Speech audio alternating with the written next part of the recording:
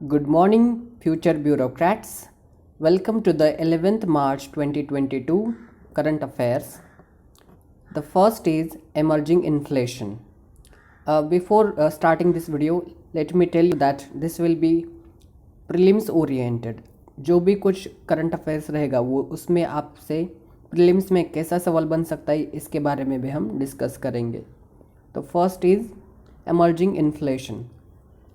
The S&P Global Ratings, in a note on the Russia-Ukraine conflict's impact on Asia, has noted that the surge in energy prices due to the conflict could trigger a terms of trade shock. तो S&P एक global rating system है जो ratings provide करती है कि दुनिया भर की इकोनॉमीज़ पे.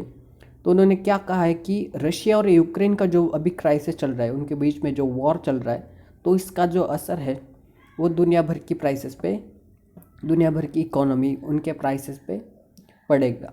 और इससे बहुत गहरा असर हो सकता है किस पे? Terms of trade.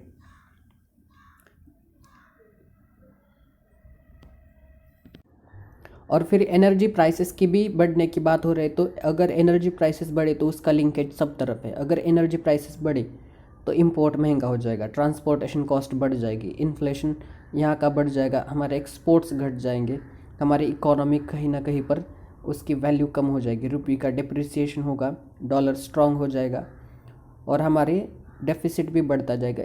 पूरी तरह से सब तरह से हर इकोनॉमी में लिंकेज होता है. सब इकोनॉमी की मतलब बुरी स्थिति होने वाली है अगर ऐसा ही चलता रहा तो. तब अगर इंपोर्ट हमारे ज़्यादा मतलब महंगे हो जाएंगे और हमारे एक्सपोर्ट सस्ते हो जाएंगे तो क्या हो जाएगा? मान लीजिए कि अगर आप मतलब कहीं से अब आप कोई एक्सपेंसिव घड़ी इंपोर्ट कर रहे हैं. अगर वो घड़ी है सपोज़ 2000 रुपीज़ की और अपना कुछ मतलब आप कुछ अपना एक्सपोर्ट भी कर रहे हैं और वो आप एक्सपोर्ट कर रहे हैं 500 रुपये का, तो आप 2000 रुपये की किसी से चीज़ ले रहे और 500 की बेच रहे, तो 1500 का बीच में फ़र्क है. तो ऐसा ही इकोनॉमी पे बड़े लेवल पे होता है. मिलियन डॉलर पे, बिलियन डॉलर पे इतना ट्रेड होता है. तो ऐसा डेफिसिट होता है. डेफिसिट मतलब क्या? प्रीलिम्स में पूछते हैं. मतलब अभी तो वो वक्त गया जब डेफिसिट पूछते हैं, अब आगे की चीज़ें पूछते हैं. डेफिसिट का बस इतना ही मतलब है कि इंपोर्ट माइनस एक्सपोर्ट, इन दोनों का जो डिफरेंस है उसको डेफिसिट कहा जाता है. और ये करंट अकाउंट के बैलेंस पे भी इम्पैक्ट करेगा. एनर्जी की प्राइसेस, एनर्जी मतलब जो कच्चा तेल है, क्रूड ऑयल, उसकी प्राइसेस बढ़ रही है, इसलिए ये सब इकोनॉमी बेहाल है. देन हाई फ्यूल प्राइसेस क्या करेंगी? वो इन्फ्लेशन की रेट बढ़ेगी. इन्फ्लेशन क्या होता है कि इन्फ्लेशन एक महंगाई, जो नॉर्मल चीज़ों का दर जो होता है, रेट जो होता है उसका बढ़ना, इसको कहते हैं इन्फ्लेशन. इन्फ्लेशन में भी 3-4 टाइप्स है. Stagflation is there. स्टैगफ्लेशन मतलब सब अनएम्प्लॉयमेंट रेट बढ़ना, इकोनॉमिक ग्रोथ कम होना, ये सब स्टैगफ्लेशन, मतलब इन दोनों का कॉम्बिनेशन स्टैगफ्लेशन होता है. देन हाइपरफ्लेशन इज़ देयर और डिफ्लेशन इज़ देयर. डिफ्लेशन मतलब इन्फ्लेशन के एकदम उल्टा, मतलब जनरल प्राइस लेवल का जो रेट होता है उसका गिरना, इसको कहते हैं डिफ्लेशन. और high retail inflation would strain monetary policy. अब इन्फ्लेशन बढ़ रहा है तो इन्फ्लेशन को काबू में करना किसका काम है? वो है रिजर्व बैंक ऑफ इंडिया. अभी रिजर्व बैंक ऑफ इंडिया के गवर्नर जो है वो शक्तिकांत दास है, वो रिटायर्ड IAS ऑफिसर हैं. तो उनका काम क्या है रिजर्व बैंक ऑफ इंडिया का, कि अगर इन्फ्लेशन बढ़ रहा है तो उसको काबू में रखना उनका काम है. तो वो RBI कैसे करेगी? तो वहाँ पर कुछ मॉनेटरी टूल्स होते हैं. मॉनेटरी टूल्स मतलब क्या? कि कैश रिजर्व रेशो आपने सुना होगा, then statutory liquidity ratio, then repo rate, bank rate, ये सब चीज़ें मॉनेटरी पॉलिसी टूल्स होती है. Physical policy tools and monetary policy tools, इनमें डिफरेंस याद रखना, क्योंकि UPSC प्रीलिम्स में क्या सवाल बनेगा कि which of the following are the RBI's monetary tools, monetary policy tools. नीचे होगा CRR, cash reserve ratio, then statutory liquidity ratio, then कुछ अलग ही होगा मतलब जो फिजिकल पॉलिसी का होगा.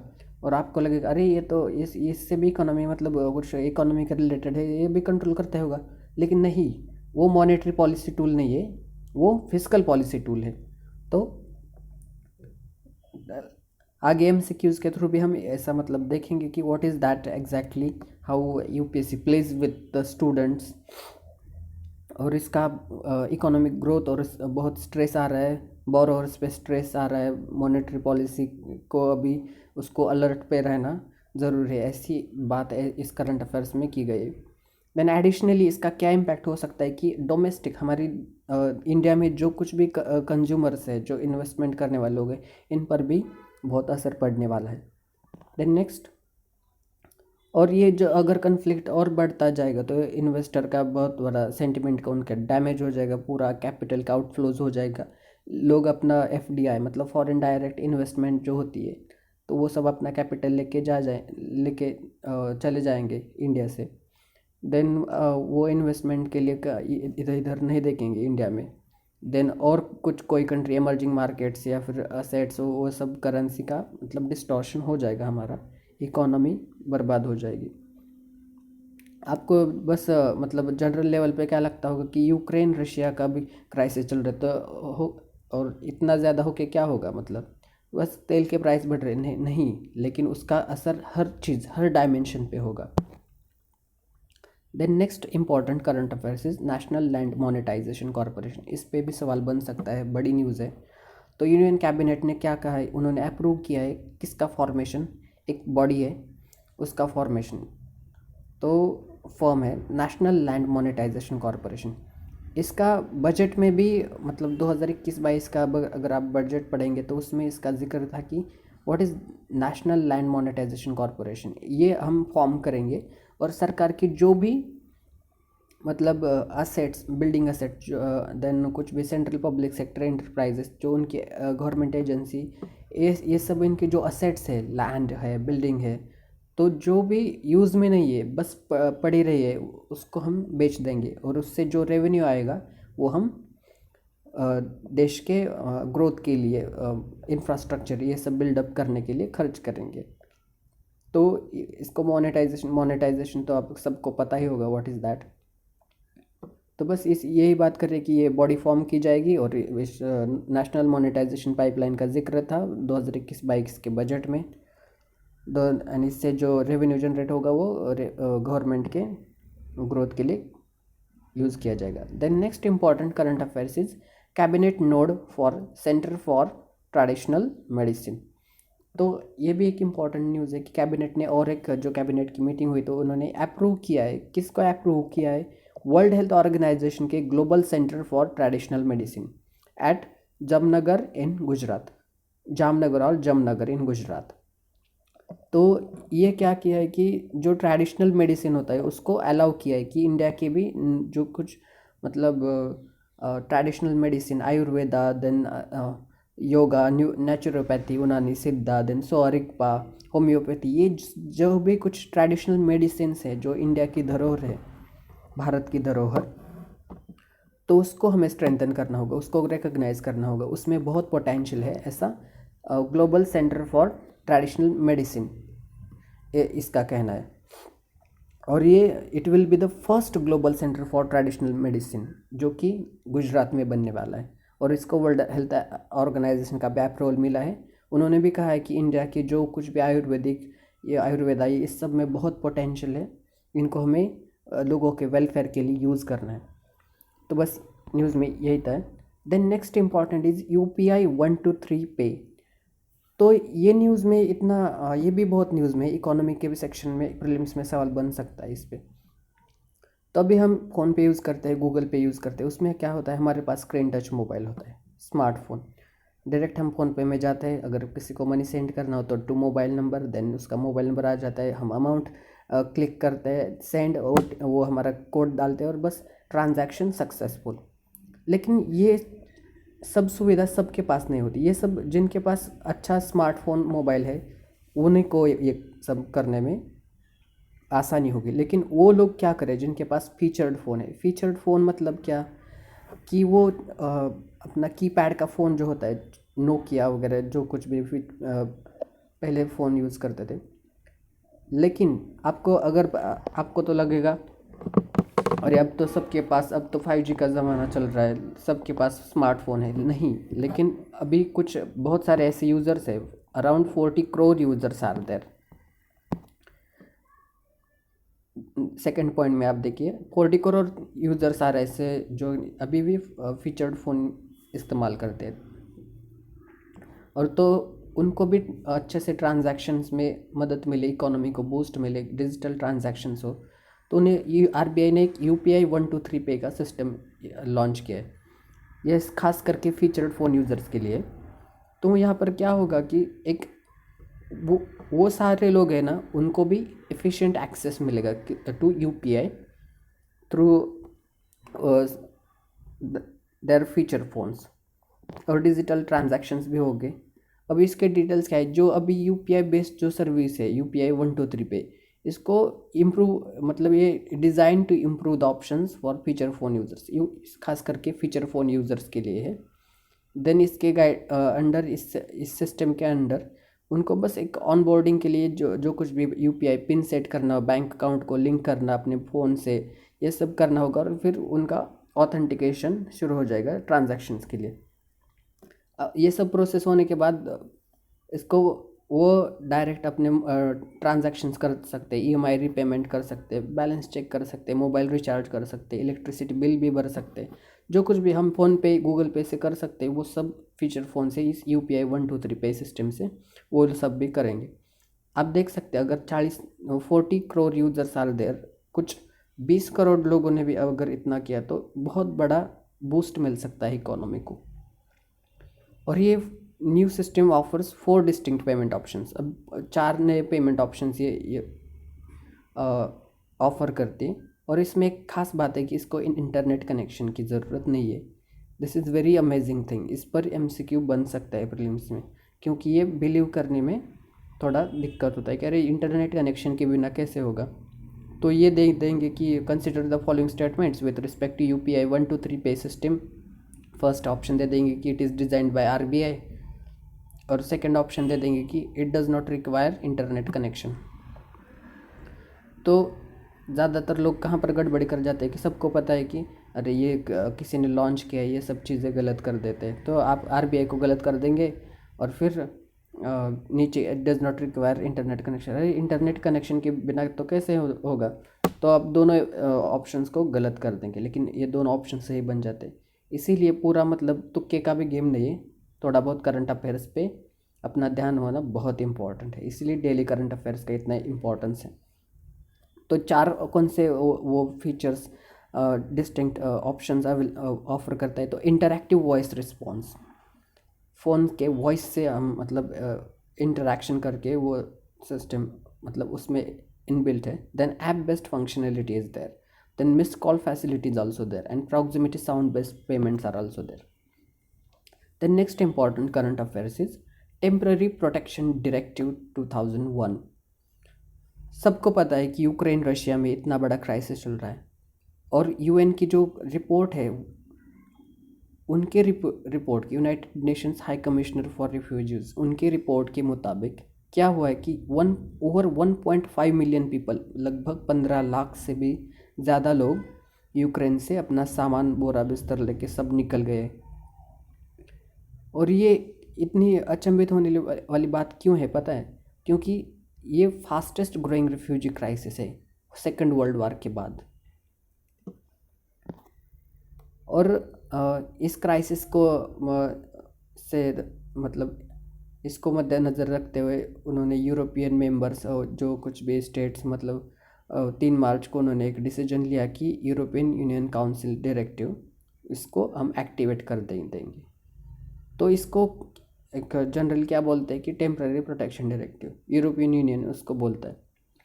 तो ये वॉर जो है ना, तो फर्स्ट टाइम इसको, मतलब ये TPD है, इसको फर्स्ट टाइम यहाँ पर एक्टिव कर दिया यूक्रेन के वॉर में। और आपको तो पता है कि यूरोपियन यूनियन कुछ 27-28, I don't know the exact figure, I am sorry for that, but in सब ने, यूरोपियन यूनियन ने एक इतना बड़ा कदम उठाया है कि जो कुछ भी रेफ्यूजी क्राइसिस चल रहा है, तो उन्होंने एक यूनिटी दिखाई कि रिफ्यूजीज़ को मदद कैसे मिलेगी। तो उन्होंने इस टीपीडी टेम्पररी प्रोटेक्शन डायरेक्टिव को एक्टिव कर दिया। तो ये एग्जैक्टली क्या है टीपीडी? तो एक एक्सेप्शनल मेजर है, किसको? रेफ्यूजीज़ को मदद करने में, उनको घर देने में। अगर आप मतलब आप कोई घर से किसी को बाहर निकाला गया हो, तो अगर कोई इसको घर देता है उसको मदद मिलती है। ऐसे ही जो कुछ भी रेफ्यूजीज़ है उनको घर देंगे कौन? कंट्रीज़ जो आजू बाजू की जो यूरोपियन यूनियन की कंट्रीज़ है वो टेम्परेरी उनको अपना घर दे, मतलब कंट्री में रिसाइड करने की परमिशन देगी। बस ये बात है टीपीडी में। ओरिजिन ऑफ टीपीडी कहाँ था? जो यूएसएसआर मतलब सोवियत रशिया और यूरोप में जो कन्फ्लिक्ट चले थे सेकेंड वर्ल्ड वार के कोल्ड वॉर में, तो बहुत सारे रिफ्यूजीज़ का क्राइसिस बना था और यूरोपियन यूनियन ने टेम्पररी प्रोटेक्शन डायरेक्टिव 2001 में लाया था तो इस सिचुएशन को काबू में करने के लिए। The next important article is amendment to mines and minerals development and regulation act. ऐसे जो एक्ट्स वगैरह ये सब पे बहुत एमसीक्यूज बनते हैं और माइंस एंड मिनरल्स तो यूपीएससी का फेवरेट टॉपिक है। तो यूनियन कैबिनेट ने अप्रूव किया है कि सेकेंड शेड्यूल को मॉडिफाई अमेंडमेंट करने के लिए। किस एक्ट का? Mines and minerals development and regulation act 1957। I am sorry, मैं थोड़ा मतलब मेरा वॉइस इतना कंटिन्यूस नहीं आ रहा, अभी यूट्यूब चैनल न्यू शुरू, नॉलेज बहुत सारा है लेकिन ऐसी बात करने की आदत नहीं, तो धीरे धीरे होगा, please understand. So specifying rate of royalty, उसको जो रेट ऑफ रॉयल्टी होता है कि पहले ऑक्शंस पे मतलब उन्होंने इनिशिएटिव लिया कि नहीं अब सब मिनरल्स का जो होगा ऑक्शन के बेसिस पे उसका प्राइस रेट वगैरह ये सब डिटरमाइन किया जाएगा और उससे गवर्नमेंट को इकोनॉमी को बूस्ट मिलेगा। तो इसमें कौन कौन से जो मिनरल्स हैं, तो वो है glauconite, then potash, then emerald, then platinum group of metals also there, PGM, then andalusite, then sillimanite and molybdenum। तो ये सब जो मिनरल्स है उनके रेट ऑफ रॉयल्टी को फिक्स किया जाएगा। ये सेकेंड शेड्यूल के उनके अमेंडमेंट की बात करें, पूरा एक्ट नहीं, बस सेकेंड शेड्यूल उसको अमेंडमेंट किया। तो इसका सिग्निफिकेंस क्या होगा? The approval would ensure option of ये जो ऑक्शन होगा मिनरल्स का उसको अच्छे से एफिशिएंट उसका अप्रूवल इंश्योर करेगा। अभी मैंने जो कुछ भी मिनरल्स बताए उनके बारे में, और ये सब कंट्री में फर्स्ट टाइम हो रहा है, मतलब इन मिनरल्स के ऊपर। पहले कोल का ऑक्शन होता था, फिर अब ये मिनरल्स ऐड हो गए। तो इसका इम्प्लीकेशंस क्या होगा? इसको इंडिजिनस माइनिंग को इनकरेज मिलेगा। जो कुछ भी हमारी इंडिया की अपनी माइनिंग है, वहाँ अपने जो लोग हैं जो माइनिंग में अपना दिन रात काम करते हैं, तो वहाँ पर इनका इनकरेजमेंट मिलेगी, उनके वेजेस शायद बढ़ सकते, शायद मतलब बढ़ेंगे ही, और हमारा बाहर की कंट्रीज़ पर भी डिपेंड रहना कम हो जाएगा। इससे हमारे इंपोर्ट्स कम हो जाएंगे, हमारे पैसे सेव हो जाएंगे, क्योंकि जो बाहर हमारे लगने वाला सामान जो हम बाहर से महंगा हम आयात करते थे, इंपोर्ट करते थे, अब हम खुद ही यहाँ पर उसको प्रोड्यूस करेंगे और कंज्यूम भी करेंगे।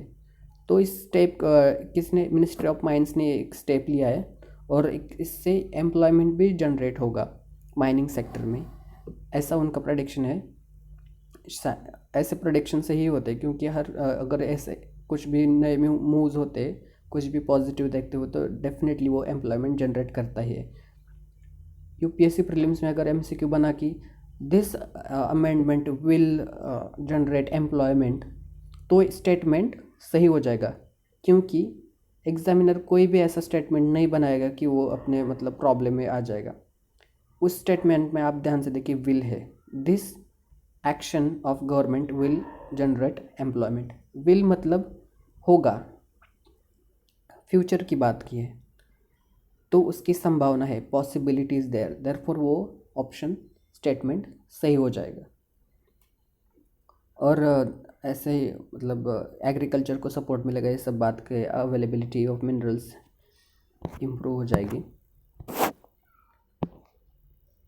Okay, 17 page. Then this was the current affairs of 11th March. This was very important, आप इससे नोट्स भी बना सकते हैं।